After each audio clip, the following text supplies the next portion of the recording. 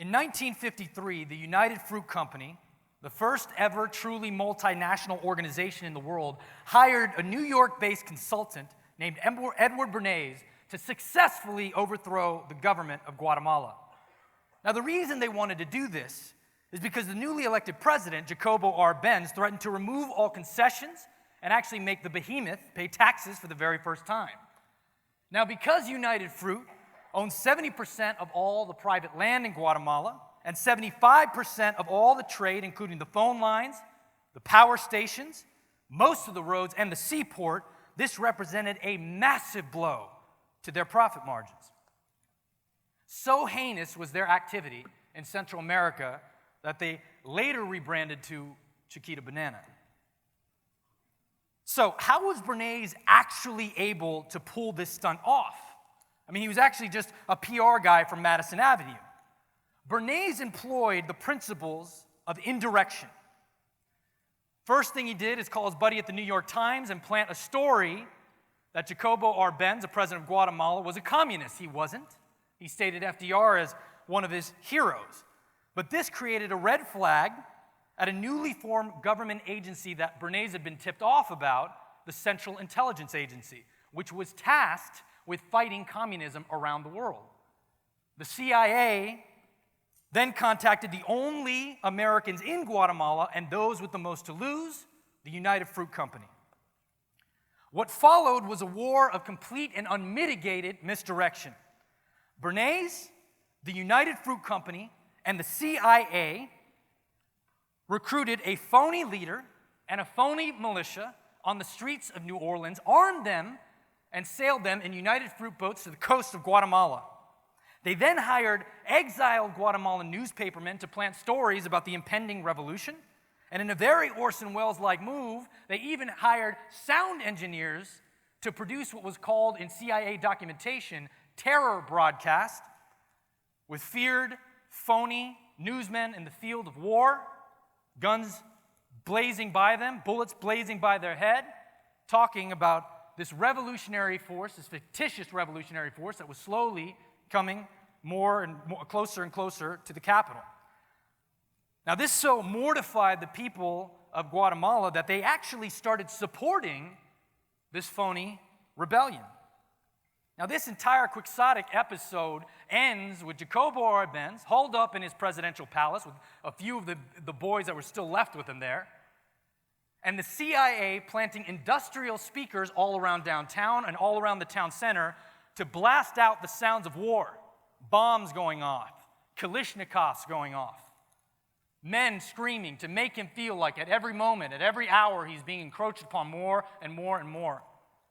In the early morning, when the sound stopped, Jacobo Arbenz piled into a car, drove down to the airport, and left the country of his birth for the very last time. And the United Fruit Company got to keep and maintain its profit margins. Now, the reason United Fruit hired Bernays in the first place was because of a book he published in 1928, heavily influenced by his uncle, a guy by the name of Sigmund Freud, modestly entitled Propaganda. In his book, Bernays states, "If we truly understand the mechanisms and the motives of the group mind, is it not possible to control and regiment the masses according to our will without them knowing about it?" Another big fan of Bernays' work was this guy, Joseph Goebbels, Reich Minister of Propaganda for Nazi Germany, who said that Bernays' work had a profound influence on his own. Now, the funny thing about the book Propaganda, it was less of a manifesto for Bernays and more of a volume of case studies of his work with his many clients around the nation. Now, if you were able to sum up Bernays' work and ideology in just one line, it would be this: the conscious and intelligent manipulation of the organized habits and opinions of the masses is an important element in democratic society. Now, those who manipulate this unseen mechanism of society constitute, quote, an invisible government, which is the true ruling power of our country. We are governed. Our minds are molded. Our tastes formed, largely by men we have never heard of. Now, Bernays is known as the father of modern PR and advertising, but the same ideologies and paradigms that he stipulated govern our society today. Just think about it. You are literally being sold something by somebody at every moment of every day. This computer will make you cooler. This app will make you skinnier. These talks will make you smarter.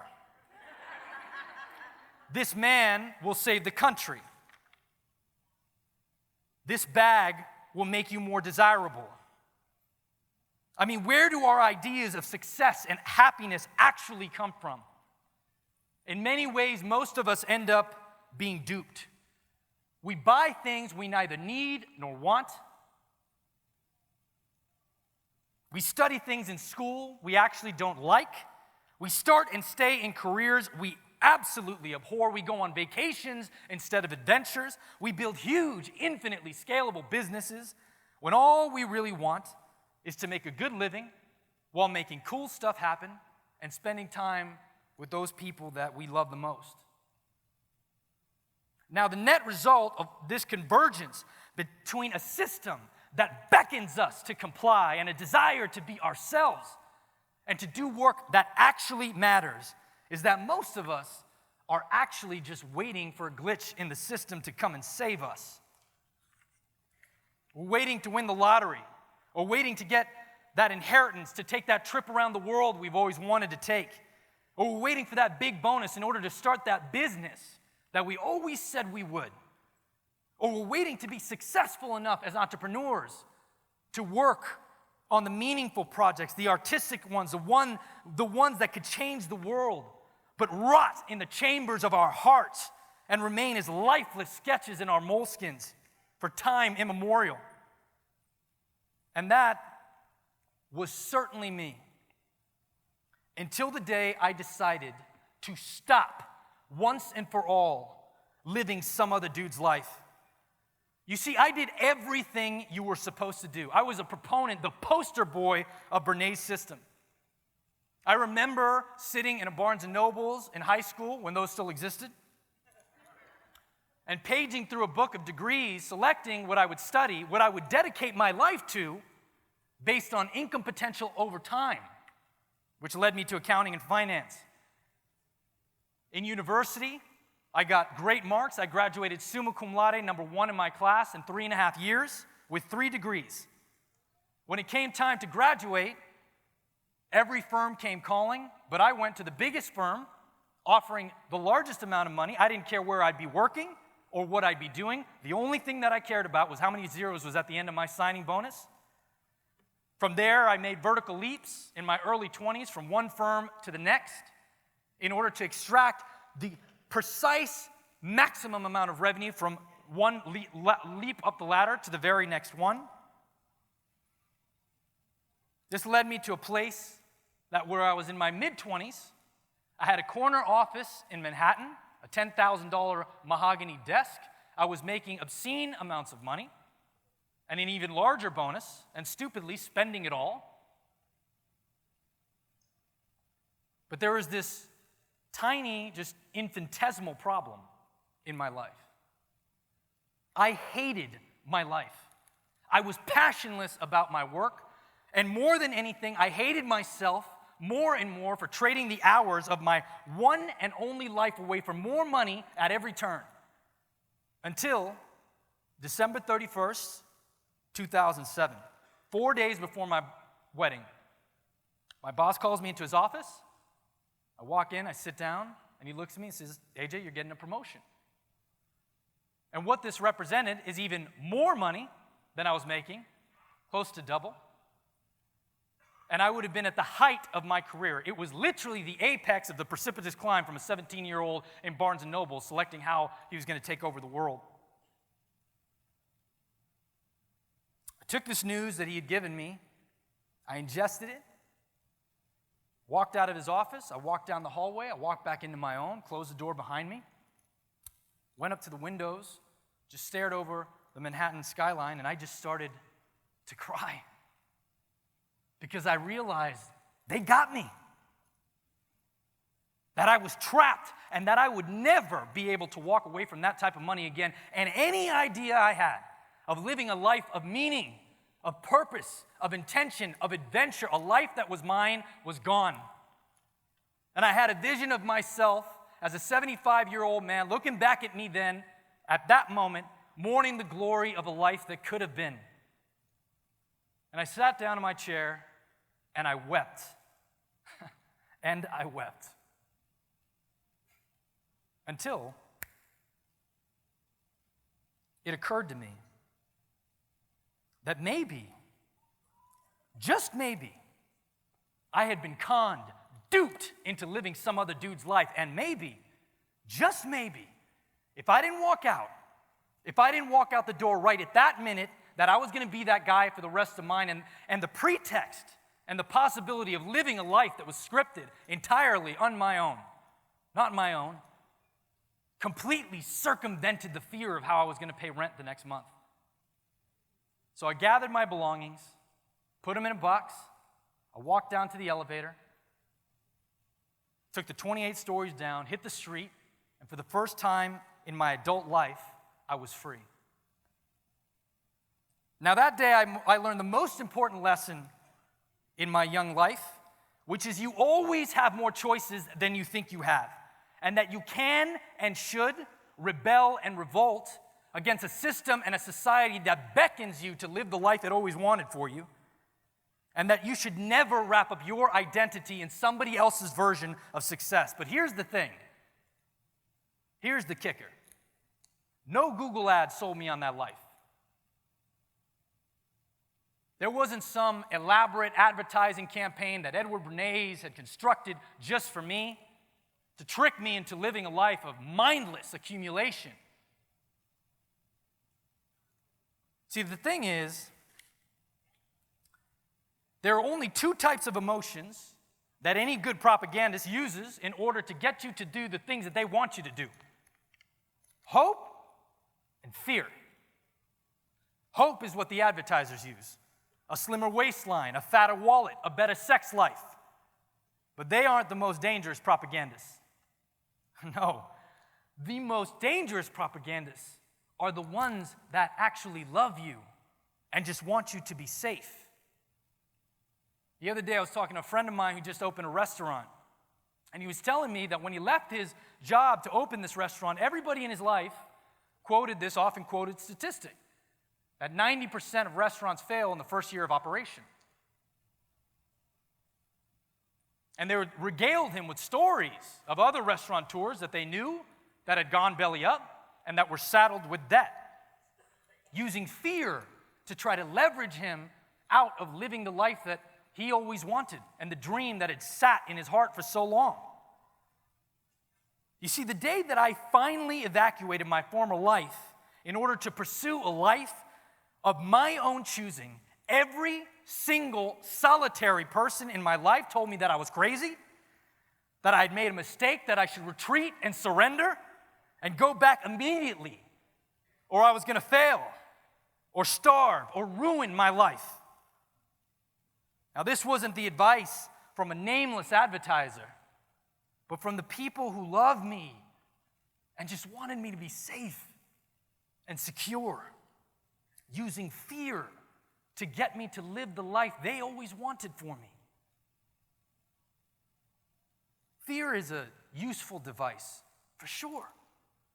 5% of fear will keep you alive, but 95% of fear will keep you asleep. And if I would have listened to any one of these people at any point in my journey, I wouldn't have traveled to over 65 countries in the last 7 years. I wouldn't have started a multinational creative agency employing 20 of the most incredible individuals from around the world. I wouldn't have bought this old municipal bus on Craigslist, converted it to run on veggie oil, and lived in it for 2 years with my beautiful wife as we traveled around the entire country meeting amazing people. I would have never published my book or started my own publishing house or produced my own conference or designed dozens of artisan products that exist out there in the world today.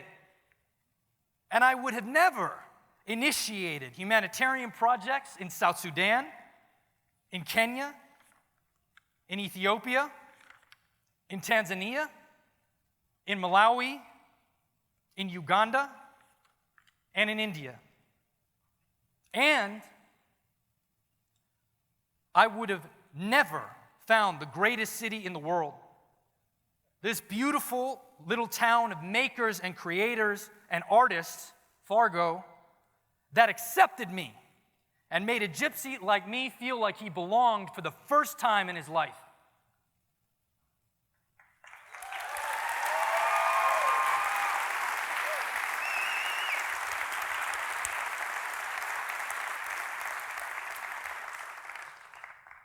Listen, in some ways, I actually agree with Bernays.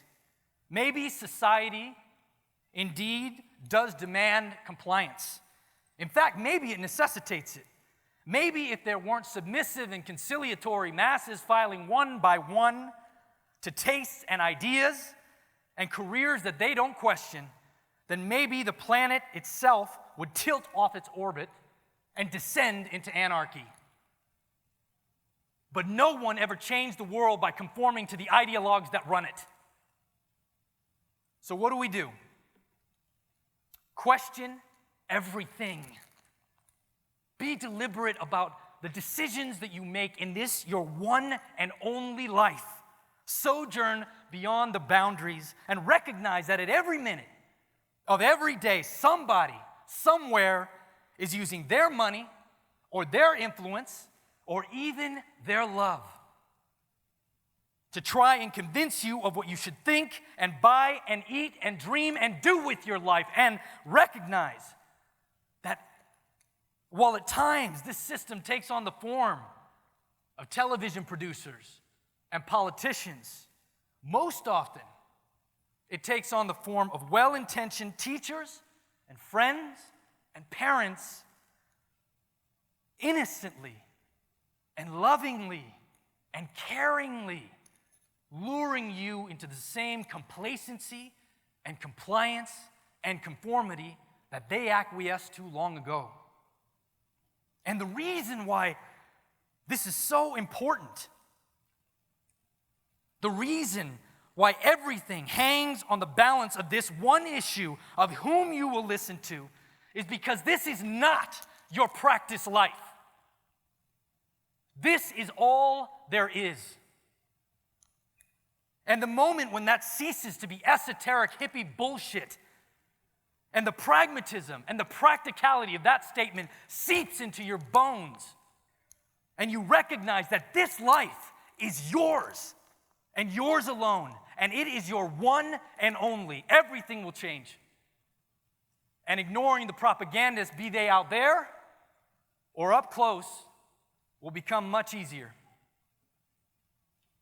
Now, Shakespeare says that all the world's a stage, and all the men and women merely players. But I would rather choose my part than let some nameless director or well-intentioned teacher or colleague or friend or peer or parent choose it for me.